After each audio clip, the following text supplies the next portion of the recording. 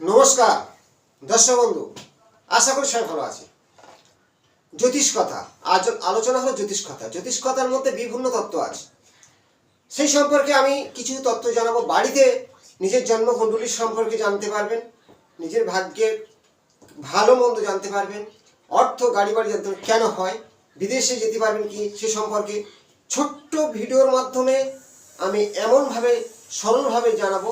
নিজেদের ভাগ্য জানতে চেষ্টা করুন, ভিডিও লাইক করুন, শেয়ার করুন, ভালো থাকবেন। শুরু করবো। এই একটা জন্ম ছক আছে, এই ছকটার মধ্যে ভালোভাবে দেখতে হবে যে আপনার লগ্ন কোথায় বসে আছে। লগ্ন মানে সেই ব্যক্তি, লগ্ন মানে সেই ব্যক্তি, সে ব্যক্তির সৌন্দর্য। লগ্ন মানে সেই ব্যক্তি নিজেই। তাহলে আমার লগ্ন যে কোনো হতে পারে, কিন্তু লগ্নে সে ব্যক্তি নিজেই যদি হয়, তাহলে লগ্নের দুই পাশে যদি শুভ গ্রহ থাকে, মানে একটা ব্যক্তি সে নিজেই ভালো, পাশে একজন খুব ভালো ব্যক্তি, আপাশে ডান দিকে একজন ভালো ব্যক্তি, মানে মুন্ডু ডান হাত বাঁ হাত, সরলভাবে বোঝাচ্ছি। তাহলে লগ্ন সেই ব্যক্তি ডান হাত ভালো, বাঁ হাত ভালো। ভালো কাকে বলে? কটা গ্রহ ভালো? বৃহস্পতি, শুক্র, চন্দ্র, তার সাথে বলা যায় বুধ। এবার এই তিনটে শুভ গ্রহ বা চারটে শুভ গ্রহ যদি সেই ব্যক্তির লগ্নে দ্বাদশ ও দ্বিতীয় ঘর, দ্বাদশটা আমরা দুস্থান ঘর বলি, মানে ব্যয়ের ঘর, এবং অনেক সময় জেল হতে পারে, কিন্তু ওই ঘরটা আবার অনেক ভালো পজিশন দেয়। আমরা বিদেশে ঘুরতে না, মানে ঘোরা বেড়ানোর জায়গা, বিজনেসের জায়গা ঠিক দ্বাদশ ঘর থেকে আমরা দেখতে পাই। তেমনই সম্পর্ক অনেকটা বিভিন্ন মানুষের সঙ্গে সম্পর্ক। তাই লগ্ন আপনি সিম্পল একটা ছক দেবেন। লগ্নে ধরুন চন্দ্র আছে, বা বুধ থাকতে পারে, শুক্র থাকতে পারে, বৃহস্পতি থাকতে পারে, লগ্নে যে কোনো একটা গ্রহ থাকবে। তাহলে লগ্ন কি হলো? লগ্ন বলবান হলো। লগ্নে যদি গ্রহ থাকে সেই লগ্ন বলবান, শুভ গ্রহ থাকতে হবে। যদি লগ্নে কোনো গ্রহ না থাকে, লগ্নের দুই পাশে কোনো গ্রহ না থাকে, লগ্ন ক্ষীণ, লগ্ন দুর্বল, মানে সেই ব্যক্তির মেরুদণ্ড ভেঙে গেল। বুঝতে পারছেন? লগ্ন ধরো চন্দ্র আছে, তার সেই জাতক বা জাতিকা দেখতে সুন্দর অবশ্যই হবে, মিলাবে। লগ্নের দ্বাদশ ঘরে শুক্র বসা, যদি শুক্র এটা মীন রাশির ঘর, তুঙ্গস্থ অবস্থায় আছে। শুক্র আমাদের সৌন্দর্য, ভোগ বিলাসী, গাড়ি বাড়ি দিয়ে থাকে, সন্তান, প্রেম। এবার লগ্নের দ্বিতীয় ঘর খুব সুন্দর কথা বলা, ব্যাংক, সম্পর্ক, তার দ্বিতীয় ঘরে বৃহস্পতি আছে। তাহলে এই যে পরপর তিনটে সারিতে তিনটে শুভ গ্রহ থাকা, আপনার অন্য কিছু দেখতে লাগবে না, জীবন ভালো কাটবে অবশ্যই। এবার একটা নেগেটিভ দেখুন, আমরা লগ্নের সপ্তম ঘরটা দেখবেন। যদি লগ্নের সপ্তম ঘর কি বিচার করা হয়, খুব ব্যবসা সুন্দর হচ্ছে তো, ব্যবসা ডুবে যাচ্ছে না তো, বা আপনার স্ত্রীর সঙ্গে নেই, একাকিত্ব জীবন কাটছে, লগ্নের সপ্তম ঘর থেকে জানতে পারবেন।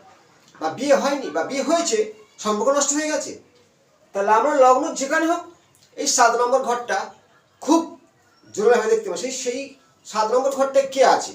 কোনো পাপগ্রহ নেই তো। পাপগ্রহ মানে কাকে বোঝায়? শনি, রাহু, কেতু, মঙ্গল, রবি। রবিকে কেন পাপগ্রহ বলা হয়? রবি হলো আগুন, অগ্নিকারক, যা পুড়িয়ে দিতে পারে। তেমনি এই লগ্নের সপ্তম ঘরে রবি আছে, অষ্টমে শনি আছে, আর ষষ্ঠ ঘরে মঙ্গল আছে। তাহলে পরপর তিনটে যদি কোনো সারি সারি তিনটে পাপগ্রহ থাকে তার জন্ম ছকে, পরপর সারি সারি, তার জীবনে সমস্যা আসতে বাধ্য হবে। এই যে তত্ত্বটা জানাচ্ছি, ধরো লগ্নের ওপারে দেখালাম ওটা নেই, কিন্তু লগ্নের সপ্তমে পাপগ্রহ বসে গেছে, কি কি সমস্যা হবে? শারীরিক, দুর্ঘটনা, বিবাহ জীবন, বিজনেস। মিলাবেন, নিতে বাধ্য হবে। এই কানেকশনগুলো খুব জরুরি জন্মছকে এই দেখা, যে কোন ঘরে বসে আছে। এবার দেখাবো বা বোঝাবো যে মৃত গ্রহ বা ঘুমন্ত গ্রহ বলা হয় কাকে? যে গ্রহ 28 থেকে 29 ডিগ্রি হয়ে গেছে তাকে বলা হয় মৃত, তার কোনো শক্তি নেই, 0 ডিগ্রি। সেই গ্রহ কিন্তু ভালো ঘরে থাকলেও ফল দেবে না। এই গ্রহদের ডিগ্রিগত মান অনুযায়ী আমরা কিন্তু ফল দান করবে। অনেকে প্রশ্ন আসে, দ্বিতীয় ঘরে আমার লগ্নের দ্বিতীয় বৃহস্পতি আছে, ফল পাচ্ছি না। সেই গ্রহ হয়তো মানে ঘুমন্ত গ্রহ, বা তার ডিগ্রি নেই, লগ্নে বসে আছে, সেই গ্রহের ডিগ্রি নেই। এবার ঘুমন্ত সম্পর্কে অনেক বড় তত্ত্ব অন্য ভিডিওর মাধ্যমে জানাবো। যে মানুষ ঘুমায় তার কিছু হয় না, জানে না কি ঘটছে। তেমনি বৃহস্পতির দৃষ্টি শুভ হয় আমরা জানি, কিন্তু সেই বৃহস্পতি ফল দেবে না, সেই ঘরে দৃষ্টি দিলে সেই দৃষ্টি কাজ হবে না।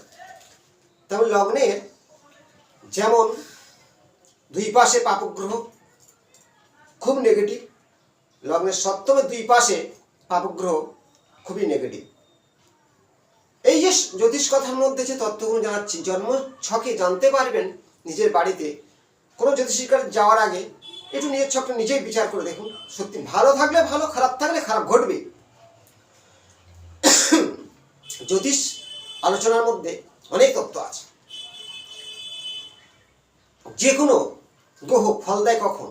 তুঙ্গস্থ অবস্থায় ডিগ্রি থাকতে হবে 10 থেকে 12, না কম না বেশি।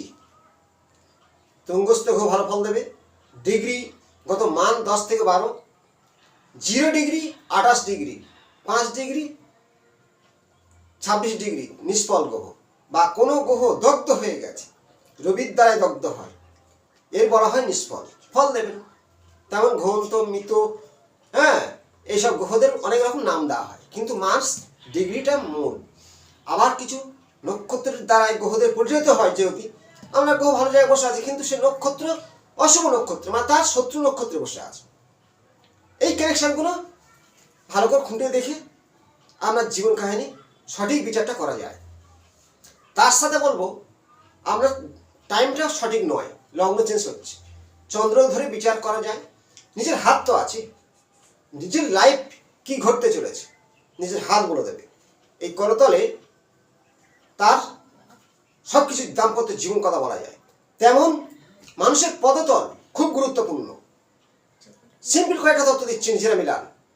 যে জাতক জাতিকা সৌন্দর্য জুতো ব্যবহার করে, একটু দামি টাইপের, তারা জানবেন খুব সুন্দর অর্থ ইনকাম করে এবং বিলাসিতার মধ্যে থাকবেই। তাদের ক্ষেত্রে জানবেন শনি ভালো আছে। এই তত্ত্বগুলো খুবই গুরুত্বপূর্ণ, বুঝবেন। যারা খুব দামি জুতো ব্যবহার করে, সুন্দর জুতো ব্যবহার করে, শনি খুব ভালো, ভাগ্যের চাকা ভালো। একটা জুতোর কতটা গুরুত্বপূর্ণ, কারণ কি জানেন, রামায়ণে আছে ভরত রামের পাদুকা পূজা করত সিংহাসনে বসিয়ে। তাহলে আমাদের যে পাদুকা জীবনের ভাগ্য কতটাই ভালো দেয়। যে জাতক জাতিকা ছেঁড়া জুতো, ফাটা জুতো সেলাই করে নিয়ে পড়ছে, তাদের ভাগ্য কিন্তু দুর্ভাগ্য, শনি খুব খারাপ। এই তত্ত্বগুলো মিলান। আরো গভীর সমুদ্রের তত্ত্ব আছে, মিলবেই। সাধারণ মানুষ জানতে পারবেন যে একটা ব্যক্তি জুতোই পায় না, পা ফাটা চটা, নখগুলো ফেটে গেছে, কালো, ভাগ্যটা খুবই কষ্টের। নারীদের ক্ষেত্রে বলবো, যদি পায়ের তালু ঠিক একটা পদ্ম চিহ্ন থাকে, বা 3টে পরপর লম্বা সোজা রেখা আছে, নখগুলো তামাটে রং, সরু সরু রেখা আছে, সুলক্ষণা। জ্যোতিষ কথায় অনেক আলোচনা আছে, একটা ভিডিওর মাধ্যমে সব বলা সম্ভব না। আমার ভিডিও দেখতে থাকুন, লাইক শেয়ার করুন। আমি বাড়িতে এমন এমন গোপন তত্ত্ব জানাবো, নিজের ভাগ্যকে জানতে পারবেন, পুরো দর্পণের মতো সামনে চলে আসবে। যে আপনার হাত, আপনার পা, আপনার মাথার চুল বলে দেবে আপনার ভাগ্য কতটাই উন্নতি আছে। জ্যোতিষ কি ভাগ্য করে দেয়? না।